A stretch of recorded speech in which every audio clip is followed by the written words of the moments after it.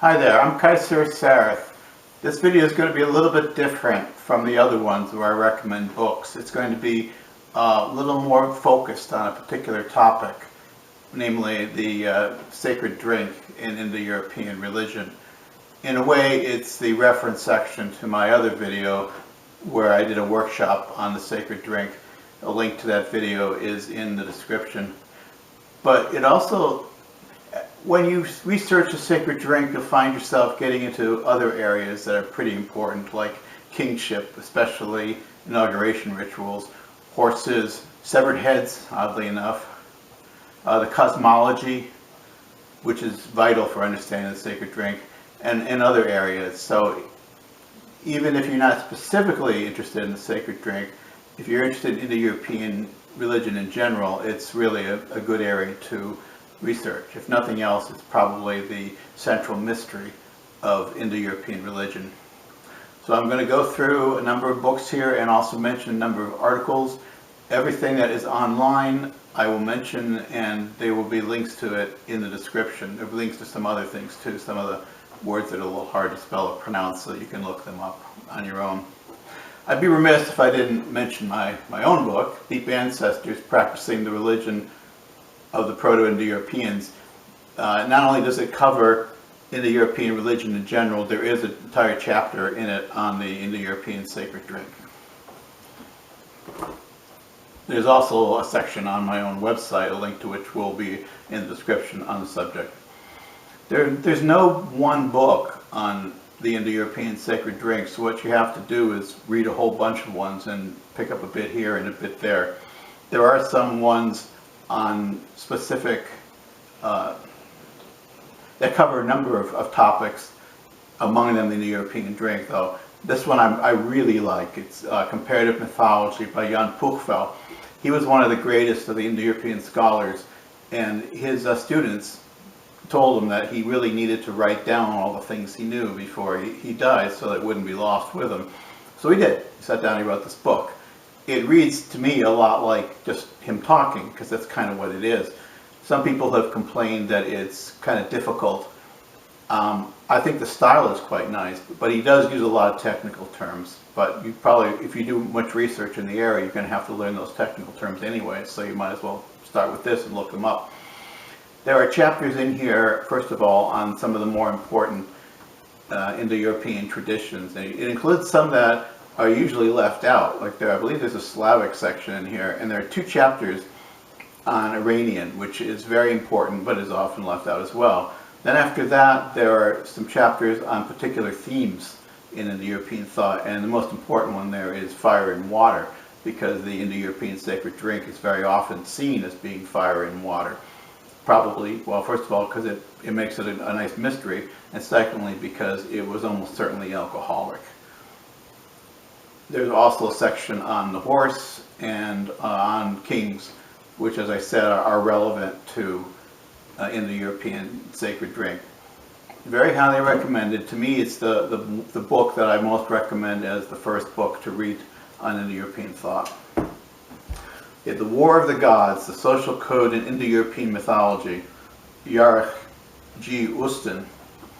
There is an entire chapter here on the mead cycle, and there's also one on the severed head, and there's one, I believe, on horses. Let's see, the cycle of the mead, the magic cauldron, that's right, which links in with sacred drink. I forgot to mention that a lot of these books might be difficult to find and they might be expensive, so you're probably going to want to rely on interlibrary loan or university libraries where you can copy these. And these days you copy them and email them to yourself, and they come out as a PDF, and then you can just print them up yourself. It's very convenient. Okay, this one here, A Myth in Indo-European Antiquity, edited by Gerald Larson. There's really only one article in here that's relevant, although it is important. It's by Patrick K. Ford, who taught at Harvard. I don't know if he's still there or not. It's called The Well of Nachten and La Gloire Lumineuse. Like I said, there's only one article in here, but it is online, and I have a link to that one article in the description, so that'll be good. Okay, now let's start going to the Indo-European traditions. I like to start with Ireland and work my way east. So let's start with Ireland. This one here is the heroic biography of Cormac MacArt. Cormac went to the other world under the guidance of Manannán and was gifted with a cup which could tell truth from falsehood. And as a king, truth is incredibly important. You have to give right judgments, and if you don't, then the whole, well, in Ireland anyways, then the whole realm will suffer. This is a book on it by Tommaso Cathasi, which includes the text and the Old Irish, if you happen to read Old Irish, I don't, and commentary on it. So I like this one, but the actual tale is online. There's another tale online, Boilin's Skull, which is about Cormac's grandfather, Conn of 100 Battles, in which he goes to the other world, but this time he meets up with Lugh and the sovereignty of Ireland. In Ireland, like I said, I believe, the sacred drink is mostly associated with kingship. There's also Niall the Nine Hostages, who becomes king through a sacred drink, and also the Loathly Lady. That's a theme that comes up particularly in Irish myth. And that's, I believe it's the earliest case of it, certainly the most interesting one, also online. The Dinhenicus are very important. They're stories about places. Like, why is this place named so-and-so? And they say, well, that's because so-and-so died there. And it tells the story of how he died. A lot of them are, it's because so-and-so died there. There are other ones, though, that tell other good stories. There's a story of the origin of the Boyne and the origin of the Shannon, both of which are relevant to the sacred drink. There are three of these Dinhenicus. There's the metrical Dinhenicus, the Bodleian Dinhenicus, and the Wren Dinhenicus. They all tell those two stories, but slightly differently. So you're going to want to read all three of them. Fortunately, all three of them are online, so linked in the description. Now, Finn McCool was connected with prophecy. He's famous for having a thumb of wisdom, and if you bit on his thumb, he would be able to prophesy. How he acquired that, there are various stories about. The one which involves the salmon of wisdom is pretty well known, and you find it all over the internet. But there are other ones which do involve sacred drink. This book here, The Wisdom of the Outlaw, by Joseph Falaki-Naj, is all about Finn. It's pretty expensive. I think it's like $140 on Amazon, but if you can get it through interlibrary loan or a university, it's useful because it tells the other stories, the ones that involve the sacred drink, that you're not going to find online. At least I couldn't find them online. So, Finn McCool, cool guy.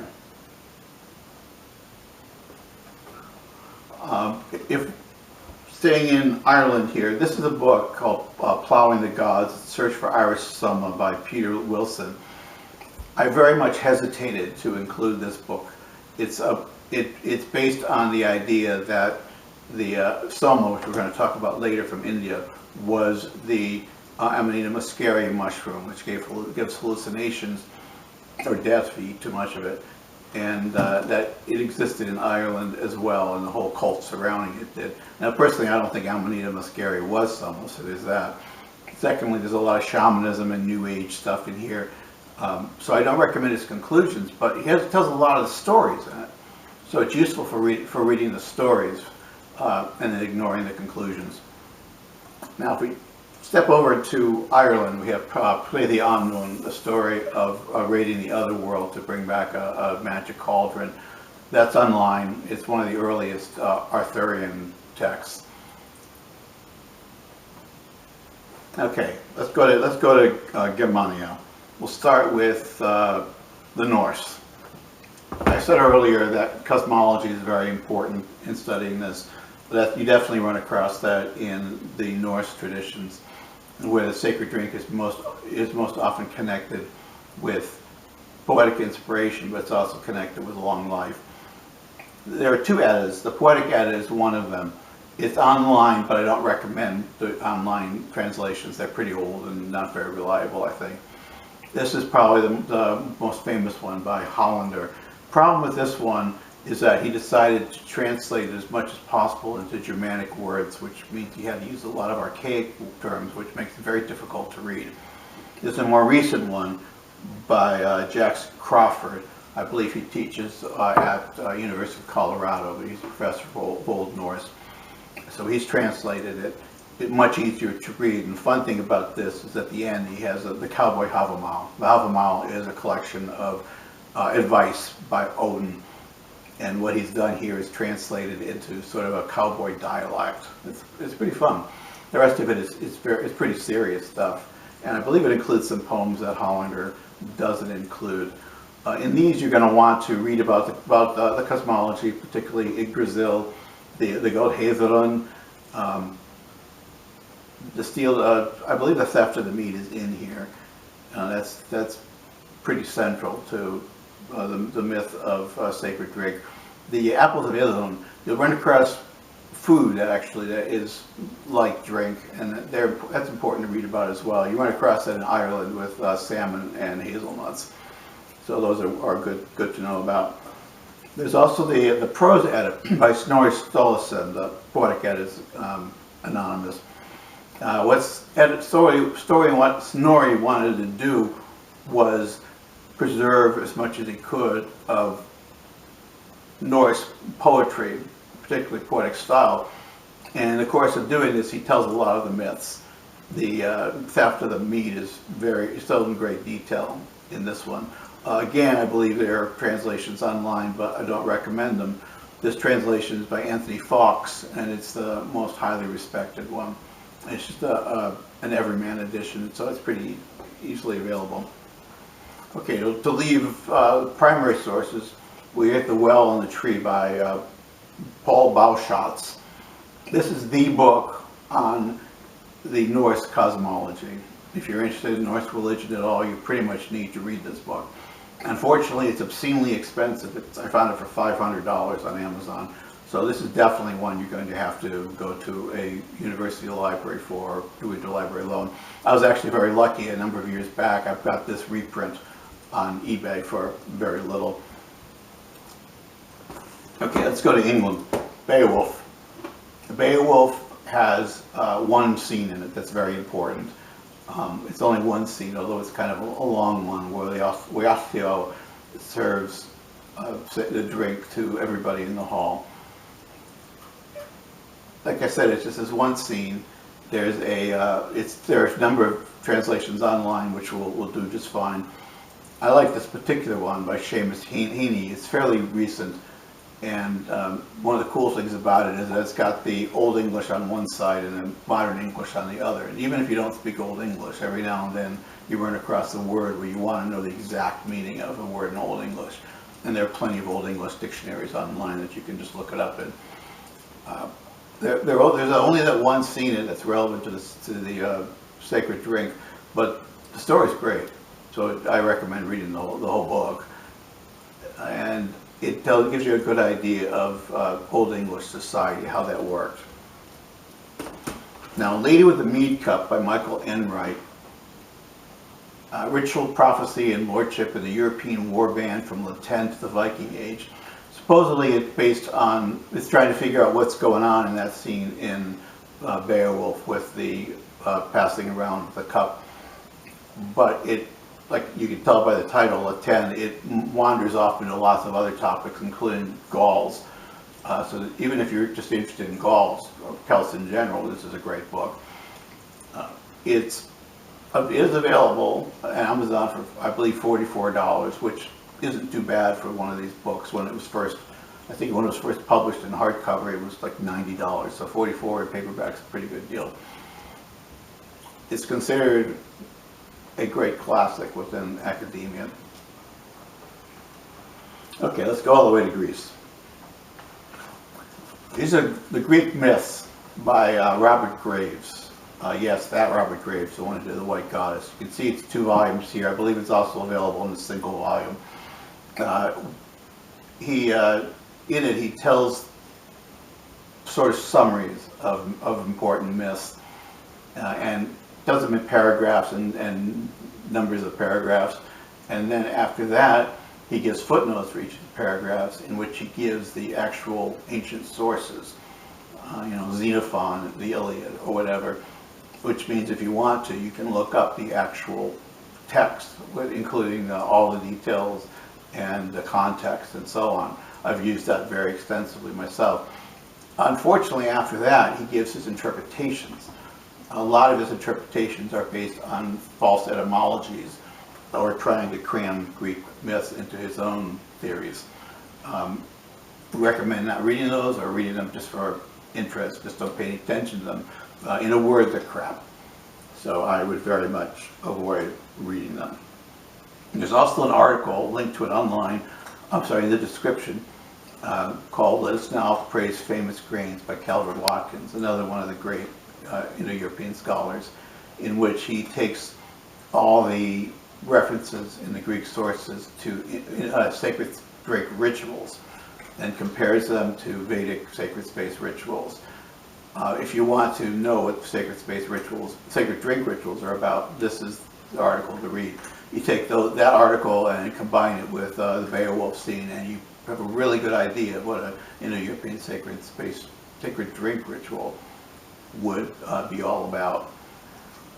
My camera, unfortunately, will only record up to half an hour, so this video is going to be in two pieces. It's not going to be two separate videos. There's going to be this part dealing with the Western Indo-Europeans, and then a short intermission, followed by the Eastern Indo-Europeans, the Indo-Iranians. So I'm going to end this part here and pick it up after the short intermission. Thanks, be right back. Hi, welcome back. Now we're going to go on to the Indo-Iranians, starting with the Iranians, because we're going west to east. In Zoroastrianism, there is a sacred drink called Hom, or also Haoma. I'll give the spellings of that in the description so you can look it up on your own if you want to do further research. It is prepared and consumed in a ritual called the yasna. It consists of a twig from a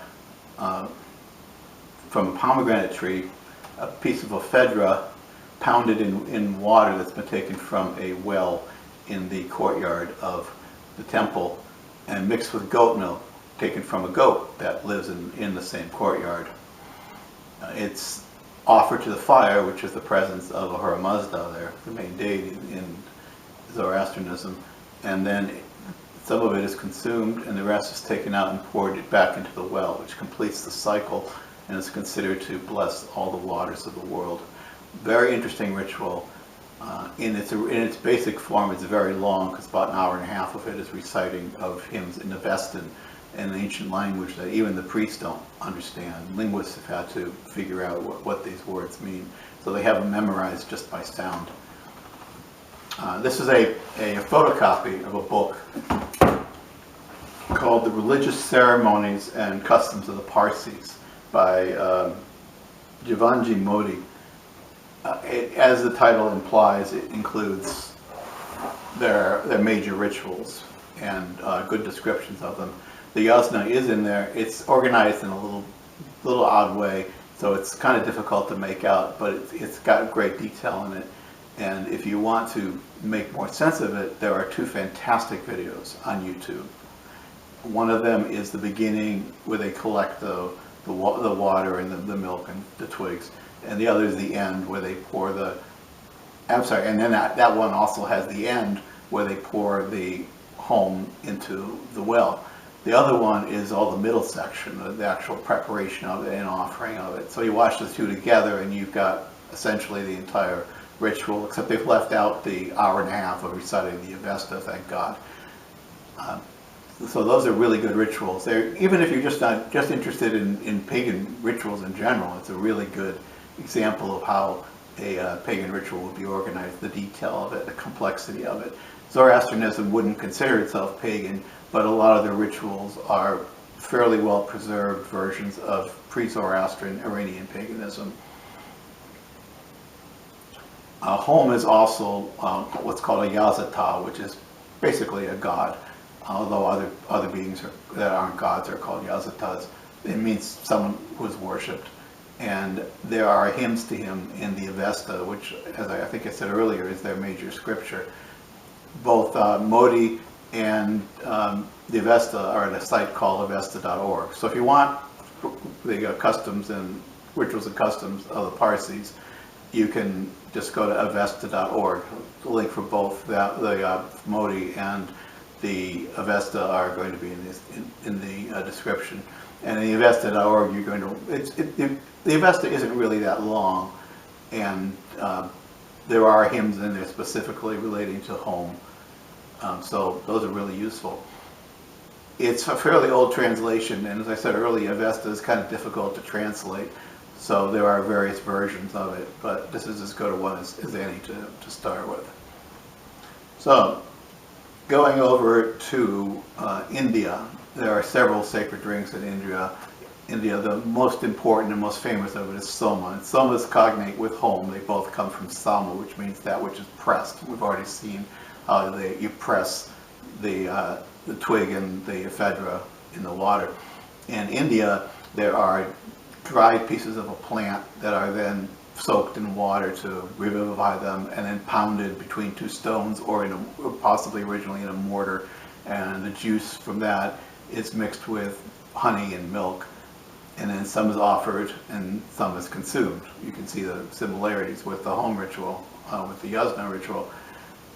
The plant actually, the species of plant used, we don't know. It was replaced with a substitute very early, and lots of people have come up with theories on it. I mentioned earlier about that Irish book that goes with the theory that it's a mushroom. I personally don't think it is, but I don't think we'll ever know, because I think that I know that the priests who wrote these hymns never saw it in its growing form. They only saw it in the dried stock form. So descriptions of it refer either to the dried stock form, or to the revivified form, that's a tough word, or to the color of the juice that is made from it. So I don't think we'll ever be able to figure it out. But to study it and the other Indo-European, other Indic sacred drinks, the big daddy is the Rig Veda. This is the Rig Veda. This is the latest translation into English by Jameson and Brereton. It's only a few years old. You'll find one by Ralph Griffith online, not recommended. It's free, it's easily available, it's on Sacred Texts, but not recommended because it's such an old translation. It's actually from around 1900.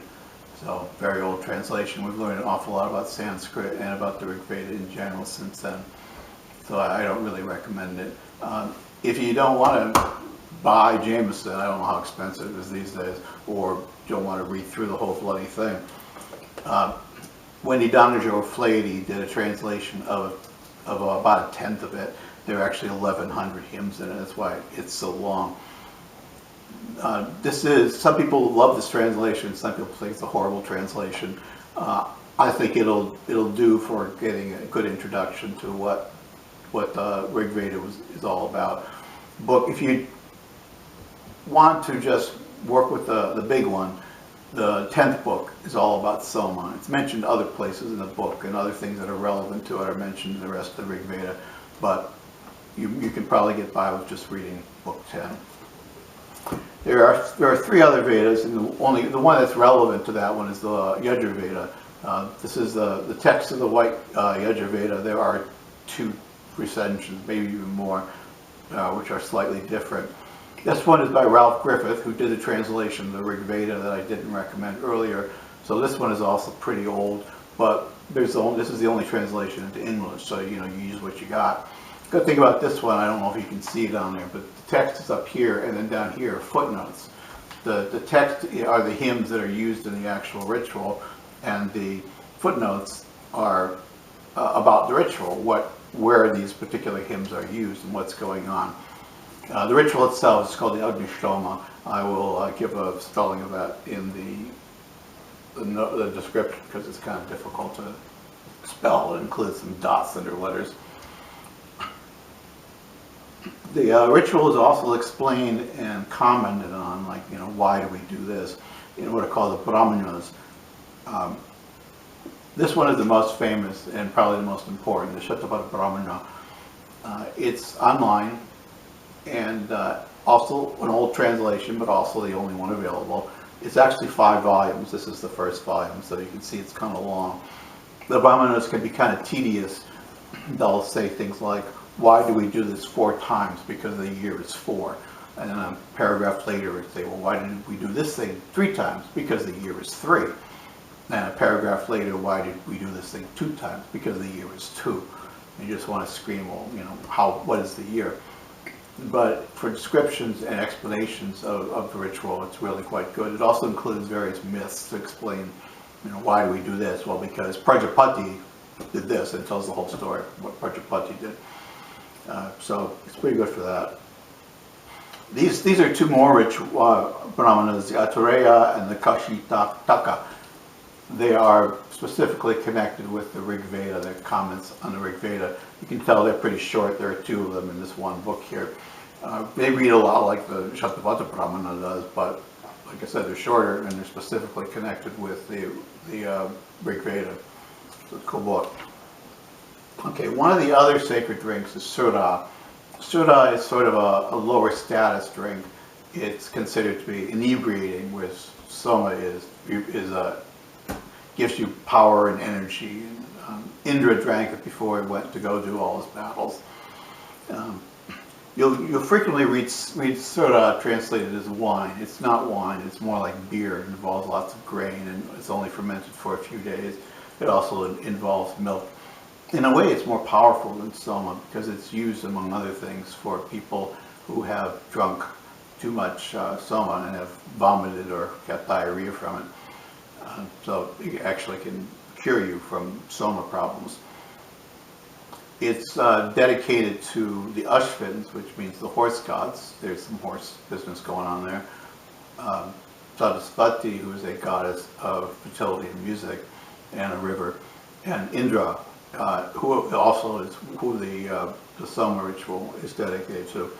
This book here, Sura, the liquor and the Vedic sacrifice by Kolhatkar, gives the whole description of the ritual, the actual original text, and comments on it. I think this Sura was actually the original Vedic ritual drink, and they took up Soma because they discovered this plant with some sort of properties. We don't know whether it's psychedelic or stimulant, so which is one of the reasons why people argue about what the plant was. But I believe that Sura was the original sacred drink of the Vedic peoples. So I very much like to study it. There's another ritual, the Pravagya ritual. The Pravagya ritual is very interesting. I'd love to see it sometime. Yeah, the climax of the ritual involves a clay pot shaped like a head, and it's heated to red hot, and you put ghee in it, and you pour a mixture of goat's milk and cow's milk into it, which results in a pillar of steam 10 feet high, 30 feet high. There are pictures of it online. It's pretty cool. Look it up.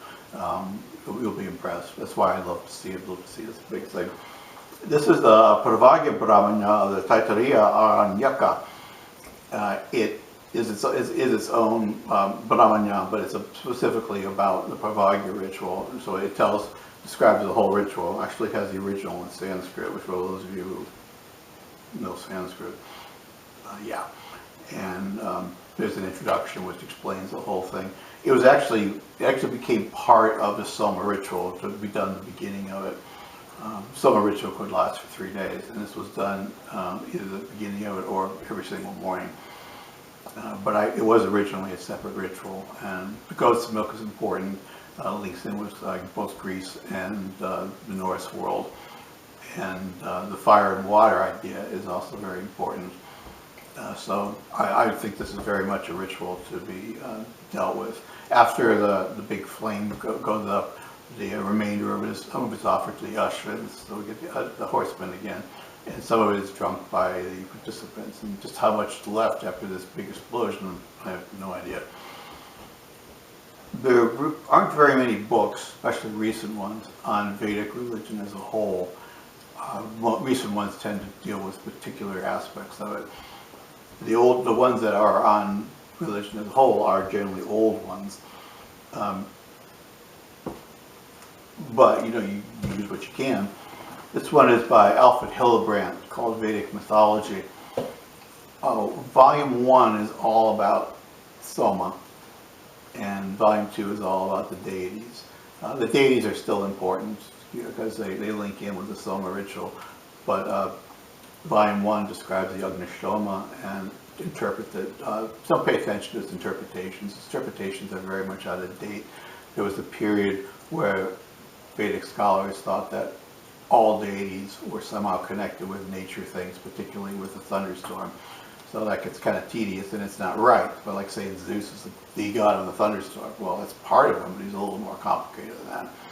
But it's worth reading it for those sort of descriptions. Like I said, it's pretty old. I think it was 1899 and then revised in 1927.